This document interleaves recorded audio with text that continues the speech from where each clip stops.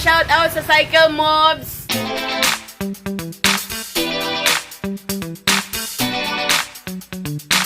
Hey guys, andito ako ngayon sa Cycle Mobs at ako'y nananawagan kay Kuya.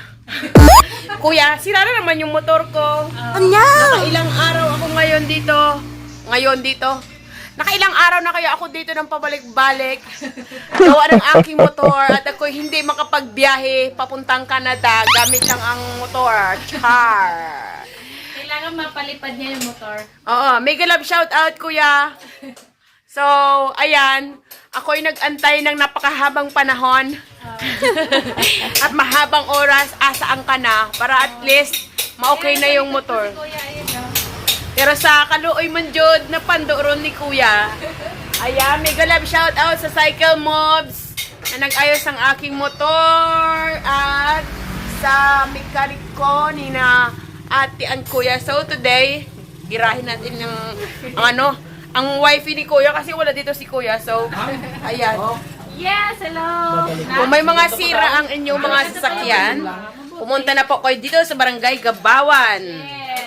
O Jongan Romblon, libre yung parts. hindi na kayo mahirapan kasi Bigay na lang.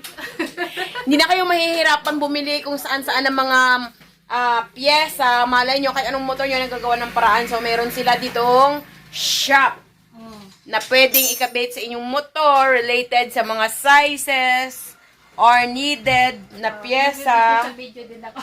And, syempre, kagaya ng mga gulong, meron yan sila dito, yung mga upuan na pinapaayos, tsaka yung throttle, and different kinds of brand ng inyong motor. Ayan. Ayan o, kung gusto nyo rin po magpa-change oil, available. Ito na lang. Ito na. Nawala ng preno ang inyong motor dahil sa screw, yan, available din po yan.